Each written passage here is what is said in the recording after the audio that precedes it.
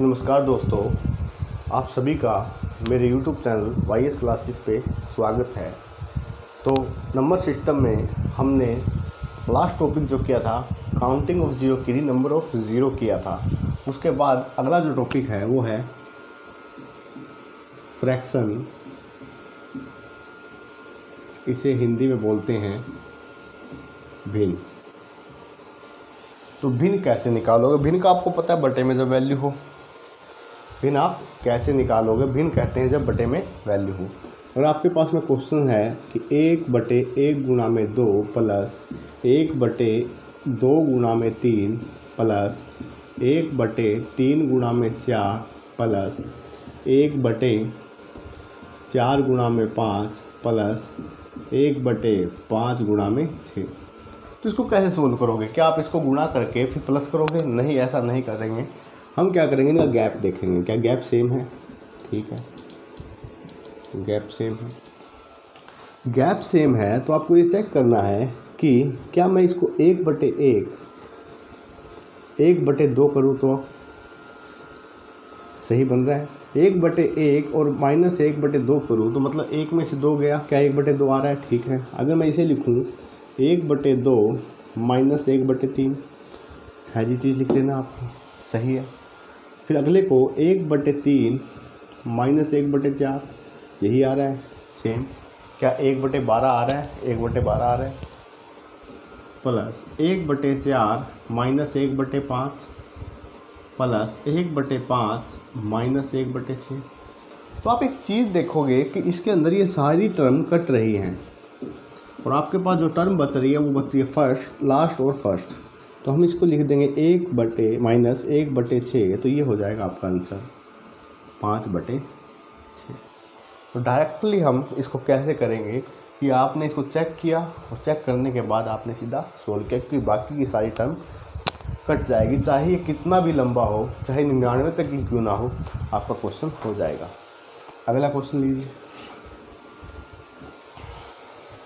अगला क्वेश्चन है 2/3 plus 2/15 plus 2/35 up to 2/99। अब उसमें तो हमें बनाया मिला था, लेकिन इसमें हमें वैसा इसे बनाना पड़ेगा। क्या मैं इसे लिख सकता हूँ 2/1 गुणा में 3 प्लस इसे लिख सकता हूँ 2/3 गुणा में 5।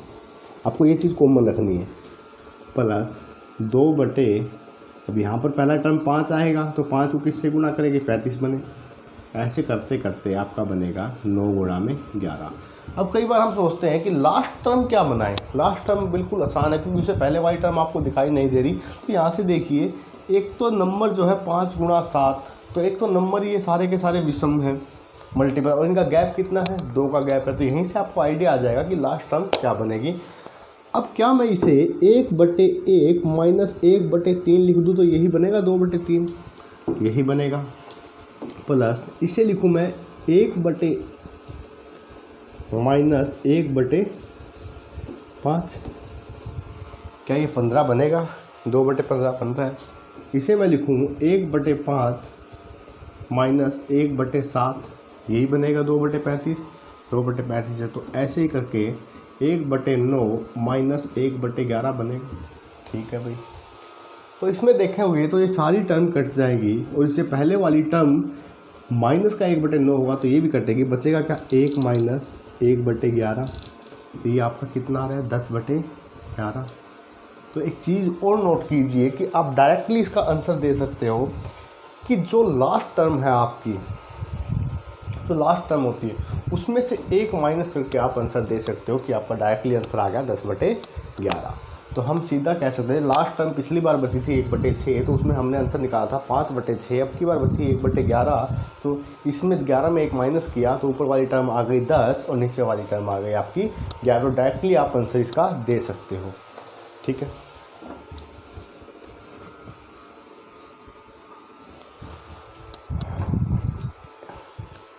अगर इसकी जगह ये होता कि 1/3 प्लस 1/15 प्लस 1/35 अप टू 1/99।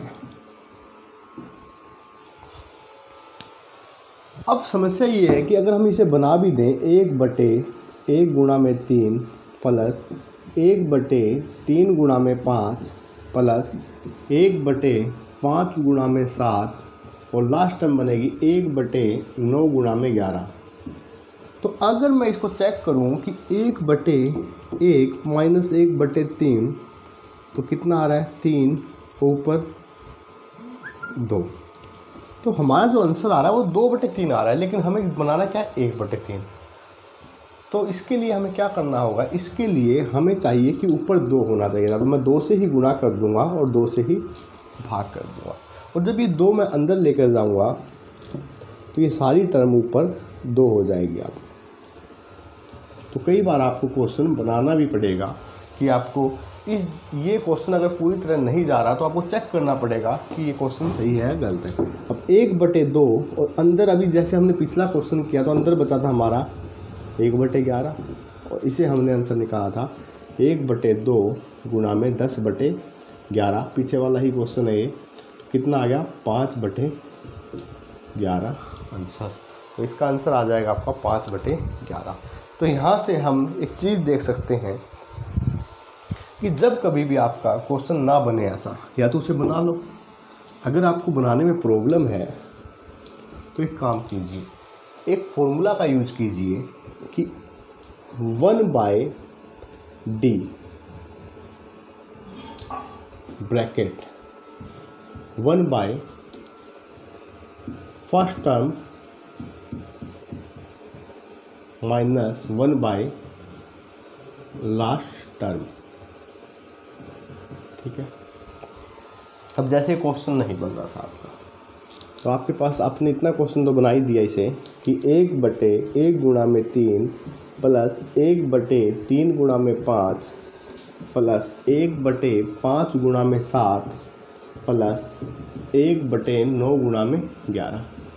अब जब आपको पता है कि ये क्वेश्चन नहीं बन रहा है वैसा जैसा पिछला क्वेश्चन था, तो आप डायरेक्ट फॉर्मूला ही लगाइए कि इनका डिफरेंस कितने का है 2 का। ठीक है, तो डिफरेंस आ गया आपका 2 का। और जो पहली टर्म होगी वो क्या होगी 1/1 माइनस 1/3 प्लस 1/3 माइनस 1/5 1/9 माइनस 1/11। तो आपको पता है कि क्वेश्चन नहीं बना, कुछ ना कुछ मल्टीप्लाई करना होगा, तो आप डायरेक्ट फॉर्मूला यूज़ कीजिए कि 1/d हुआ आपका 1/2 और लास्ट टर्म क्या है 1/11 फर्स्ट टर्म क्या 1/1 माइनस 1/11। तो इसको सोल्व करोगे तो आपका आंसर वही आएगा 5/11। तो अगर आपका यहाँ पर सोचने पर नहीं दिमाग काम कर रहा है कि क्या कह रहे हैं, तो सिर्फ आप डिफरेंस चेक करो और फर्स्ट टर्म और लास्ट टर्म देखो, जितना डिफरेंस होता है उसी से हमें इसको मल्टीप्लाई और डिवाइड करना होता है। तो आया समझ में? आया? तो अब तक के लिए इतना ही काफ़ी है। बाकी नेक्स्ट क्लास में हम इस पर और प्रैक्टिस करेंगे क्वेश्चन। तब तक के लिए धन्यवाद।